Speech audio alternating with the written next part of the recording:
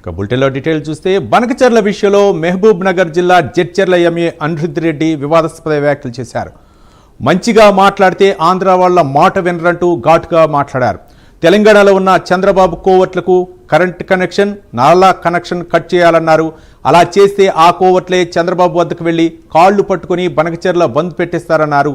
చంద్రబాబు కోవట్లే తెలంగాణలో ఇరిగేషన్ ప్రాజెక్టులు, రోడ్డు కాంట్రాక్టులు చూస్తున్నారని అనిరుద్ధ్ రెడ్డి ఆరోపించారు.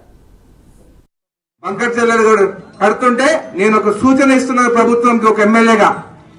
మా ఉత్తమన్న లెటర్లు రాస్తున్నారు. ఉత్తమన్న లెటర్లు కాదు, చంద్రబాబు నాయుడు కోవట్లు ఈ రోజు మన తెలంగాణలో ఉన్నారు.